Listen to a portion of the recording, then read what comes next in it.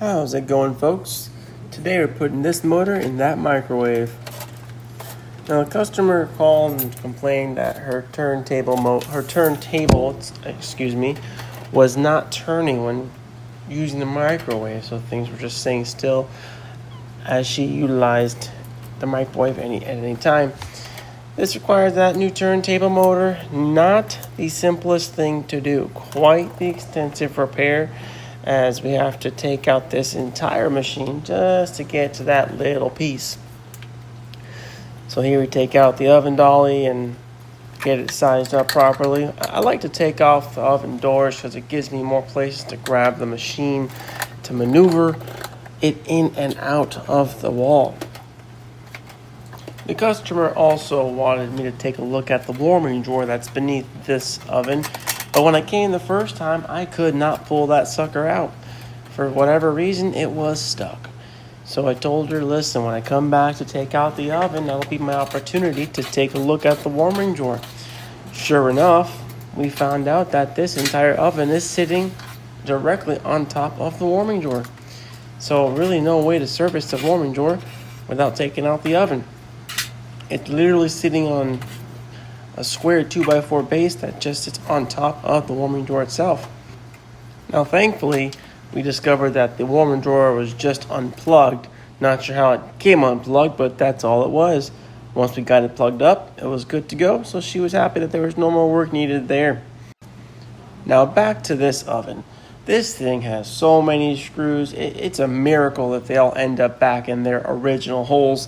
Just to get to the inside of the electronics and wiring, you have to take off so many layers, so many screws. It's actually incredible.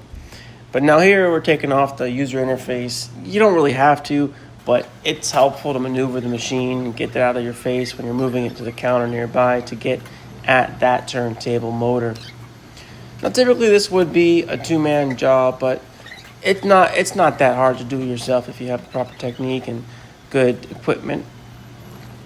So this whole motor is underneath the microwave and sits in between the microwave and the oven.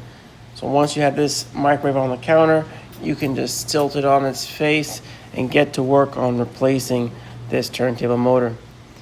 Now, again, not a small job, pretty significant investment for somebody who wants to just get the motor working. If you want to, fantastic.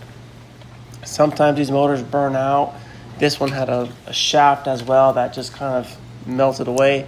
So got to replace that motor and that shaft. The other aspect to this whole repair is getting our hands on these components. These parts, if they're obscure, if they're for older machines, if they're not moving quickly on the market, they can get pretty hard to get a hold of. Matter of fact, I had this customer scheduled, rescheduled about twice, trying to get this shaft to come in because there is no way we were going to pull this oven out more than once to get this job done. So you can see it's a lot of work. I have to come back, open it up, get it broken down to get that shaft in place after swapping out the motor. Once this motor is in, it's just a matter of doing everything in reverse. This is where you want to be careful, meticulous. Take your time because you want to be organized. You want to have all your screws in one place. You want to have your tools nearby because it's going to be a lot of up and down all around, getting these screws and every fastener back in its position in the right order. You don't want to miss anything because if you do, you can introduce some vibrations or some extra new noises that we're going to go crazy looking for the source of.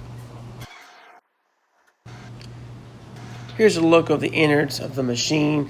You have your wiring, your components, your controls, all of which control the entirety of the system, and everything's plugged in together.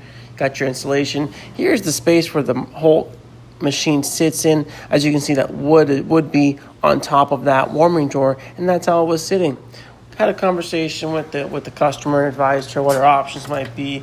But honestly, have to get some kind of cabinet guy or cabinet work done to be able to separate those two and put some kind of shelf in there, maybe open up the top a little bit more to be able to get the clearance they need. All in all, gave her my recommendation. She'll have to try going about it. on her own after that. And then once we're done, give the machine a nice little test before you slide it all the way in, because you don't want to put it in and then find out there was something left undone and now the machine's not working.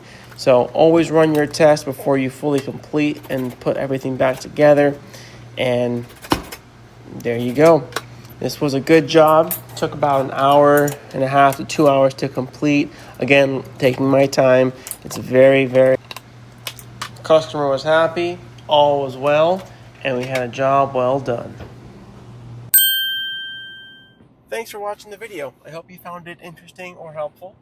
Now, if you still need help with your appliance repair needs, and you're lucky enough to be in Broward County, Florida, give this number a call, and I promise you, someone that sounds just like me might pick up or call you back, and then even crazier, someone that looks like that handsome guy in the video will show up and help you out and fix your machine.